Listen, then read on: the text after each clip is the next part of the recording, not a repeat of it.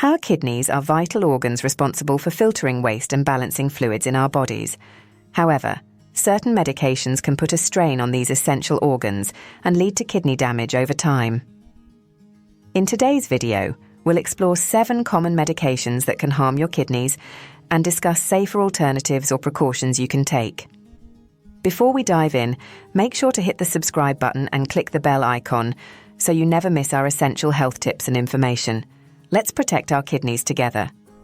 Now let's start our countdown of the 7 common medications that can damage your kidneys.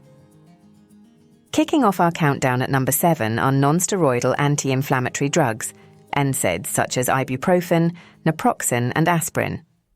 These medications are widely used and highly effective for relieving pain, reducing inflammation, and lowering fevers. They are commonly taken for headaches, muscle aches, arthritis, and various other conditions. However, while they provide much-needed relief, NSAIDs can also pose significant risks to your kidneys if not used properly. One of the primary ways NSAIDs affect the kidneys is by reducing blood flow to these vital organs. NSAIDs work by inhibiting the production of prostaglandins, which are chemicals in the body that promote inflammation, pain, and fever. However, prostaglandins also play a crucial role in maintaining adequate blood flow to the kidneys. By blocking their production, NSAIDs can cause a reduction in blood flow, leading to decreased kidney function. Prolonged use or high doses of NSAIDs can lead to acute kidney injury, AKI, a sudden and severe condition where the kidneys rapidly lose their ability to filter waste from the blood. Symptoms of AKI can include reduced urine output, swelling in the legs and ankles, fatigue and confusion. If not treated promptly, AKI can progress to more severe kidney damage and potentially life-threatening complications. In addition to acute kidney injury, long-term use of NSAIDs can contribute to the development of chronic kidney disease, CKD. CKD is a gradual loss of kidney function over time, which can lead to the accumulation of waste products in the body and result in various health problems. Studies have shown that individuals who regularly use NSAIDs, especially in high doses, are at an increased risk of developing CKD. Certain populations are at a higher risk of NSAID-induced kidney damage, including individuals with pre-existing kidney conditions, older adults, those with heart disease, and people who are dehydrated or have low blood volume. It's essential for these individuals to use NSAIDs with caution and under the guidance of a healthcare provider. Coming in at number 6 are antibiotics. While antibiotics are critical for treating bacterial infections, certain types can be nephrotoxic, meaning they can damage the kidneys. Not all antibiotics pose this risk, but some, including aminoglycosides, like gentamicin and tobramycin, vancomycin and amphotericin B, are known for their potential to harm kidney function. Aminoglycosides are powerful antibiotics used to treat serious infections caused by gram-negative bacteria. They work by inhibiting bacterial protein synthesis, effectively killing the bacteria. However, these medications can accumulate in the kidneys and cause direct toxic effects on the kidney cells. This can lead to acute kidney injury, AKI, characterized by a sudden loss of kidney function. Symptoms of AKI include decreased urine output, swelling, fatigue, and confusion. If left untreated, AKI can progress to more severe kidney damage. Vancomycin is another potent antibiotic often used to treat serious infections caused by gram-positive bacteria, including methicillin-resistant Staphylococcus aureus, MRSA. While effective, vancomycin can also be nephrotoxic, especially at high doses or when used in combination with other nephrotoxic drugs. The risk of kidney damage increases with prolonged use, and patients receiving vancomycin require careful monitoring of kidney function. Amphotericin B is an antifungal medication used to treat severe fungal infections. It is known for its nephrotoxic potential and can cause significant kidney damage, especially when administered in high doses or over extended periods.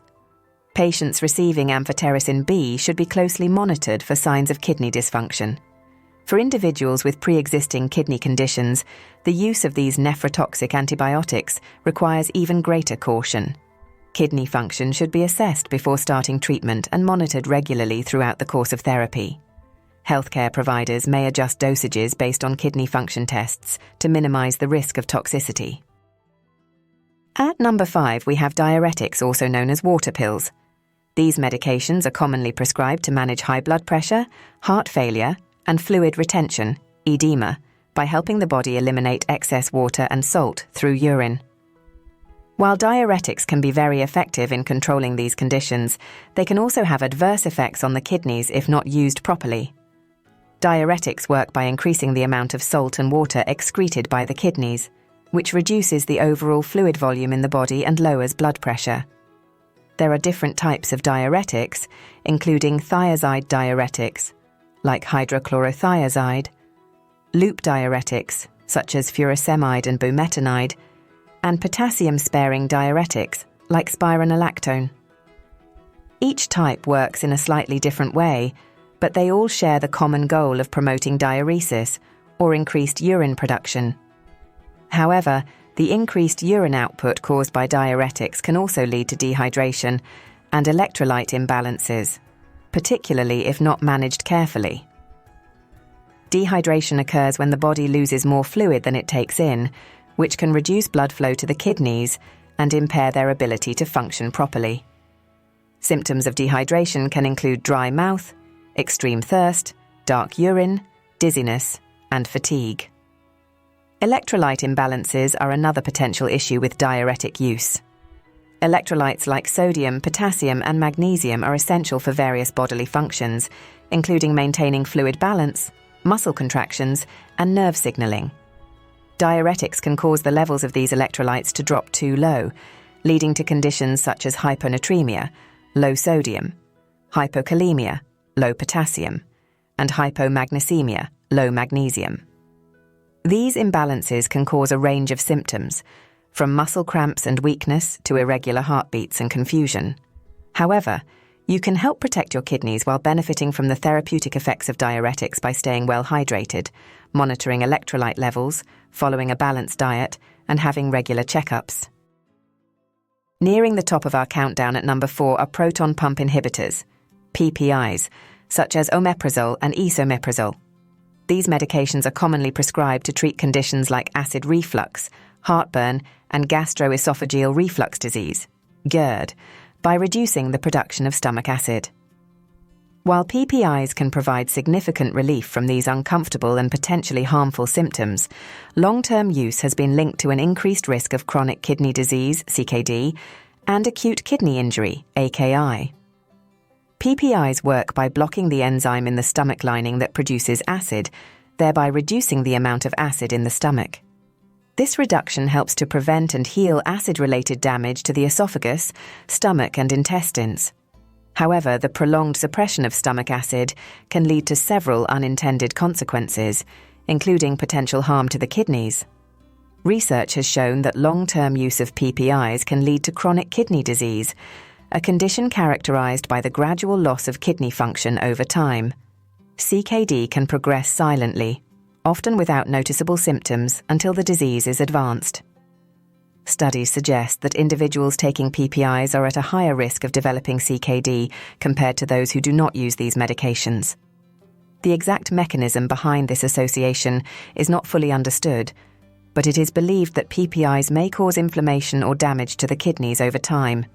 In addition to CKD, long-term PPI use has also been linked to acute kidney injury, a sudden and severe decrease in kidney function. AKI can occur within a short period and may present with symptoms such as reduced urine output, swelling in the legs and ankles, fatigue, and confusion. If left untreated, AKI can lead to more serious complications and permanent kidney damage.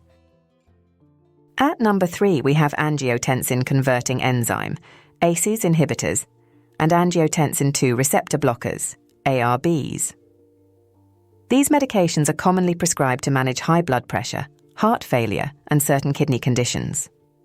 ACE inhibitors include drugs like lisinopril, enalapril, and ramipril, while ARBs include medications such as losartan, valsartan, and irbesartan.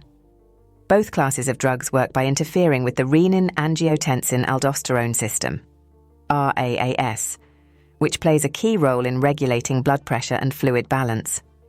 ACE inhibitors work by blocking the enzyme that converts angiotensin I to angiotensin II, a potent vasoconstrictor. This results in the relaxation of blood vessels, lowering blood pressure and reducing the workload on the heart. ARBs, on the other hand, block the receptors for angiotensin II, preventing it from exerting its vasoconstrictive effects. Both types of medications are highly effective in controlling hypertension and protecting against heart failure. However, while ACE inhibitors and ARBs are beneficial for cardiovascular health, they can also affect kidney function, especially in individuals with pre-existing kidney conditions. These medications can cause a reduction in the glomerular filtration rate, GFR, a measure of how well the kidneys are filtering blood. This is because they dilate the efferent arterioles, the small blood vessels that carry blood away from the glomeruli in the kidneys, which can reduce the pressure within the glomeruli and decrease filtration. In patients with chronic kidney disease, CKD, the kidneys are already compromised, and the use of ACE inhibitors or ARBs can sometimes exacerbate this condition, particularly if not monitored carefully. This is why regular monitoring of kidney function through blood tests, such as serum creatinine and blood urea nitrogen (BUN), is crucial for individuals taking these medications. Adjusting dosages as needed can help mitigate the risks and ensure that the benefits of these medications outweigh the potential harm.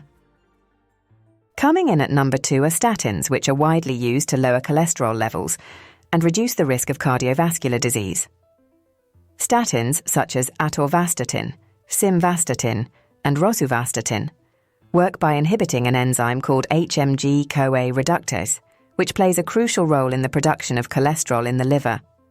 By lowering cholesterol levels, statins help prevent the buildup of plaque in the arteries, reducing the risk of heart attacks and strokes. While statins are generally safe and highly effective in managing cholesterol levels, they can cause side effects in some individuals. One of the more serious, albeit rare, side effects is muscle breakdown, also known as rhabdomyolysis. Rhabdomyolysis occurs when muscle tissue breaks down rapidly, releasing muscle cell contents, including a protein called myoglobin, into the bloodstream. Myoglobin can be toxic to the kidneys and may lead to acute kidney injury. Symptoms of rhabdomyolysis include muscle pain, weakness, tenderness, and dark-colored urine. If you experience any of these symptoms while taking statins, it is crucial to report them to your healthcare provider immediately. Early detection and intervention are key to preventing further complications. The risk of developing rhabdomyolysis from statins is higher in certain populations, including older adults, individuals with a history of kidney disease, those taking high doses of statins, and people using statins in combination with other medications that can also affect muscle tissue.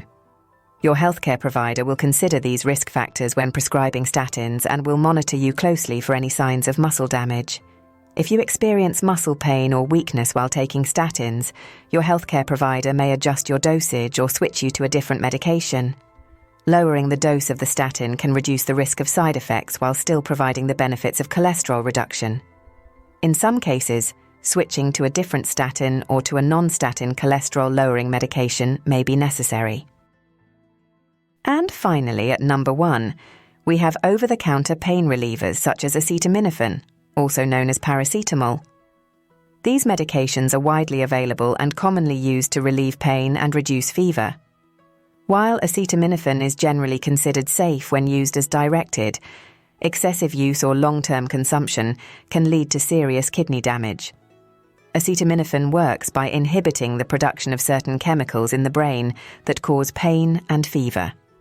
It is often preferred over other pain relievers such as nonsteroidal anti-inflammatory drugs, NSAIDs, because it is less likely to cause stomach irritation and bleeding. However, the kidneys play a crucial role in metabolizing and excreting acetaminophen from the body. When taken in high doses or over extended periods, acetaminophen can accumulate and exert toxic effects on the kidneys. Excessive use of acetaminophen can lead to acute kidney injury, AKI, a condition characterized by a sudden decline in kidney function. Symptoms of AKI include reduced urine output, swelling in the legs and ankles, fatigue and confusion. If not promptly addressed, AKI can progress to more severe kidney damage and potentially lead to chronic kidney disease, CKD. One of the major risks associated with acetaminophen is unintentional overdose. Acetaminophen is a common ingredient in many over-the-counter and prescription medications, including cold and flu remedies, pain relievers, and sleep aids. Taking multiple medications that contain acetaminophen can easily result in exceeding the recommended daily dose without realizing it. This is why it's crucial to read labels carefully and avoid combining products that contain acetaminophen. And there you have it, the 7 common medications that can damage your kidneys. If you recognize any of these medications in your daily routine, it's important to take precautions and consult with your healthcare provider to protect your kidney health. Have you or someone you know experienced kidney issues related to these medications? How did you manage or address it? Please share your experiences in the comments below. We'd love to hear from you. If you found this video helpful, please give it a thumbs up, subscribe to our channel, and click the bell icon to stay updated with our latest health tips and information. Thank you for watching, and take care of your kidneys and your health.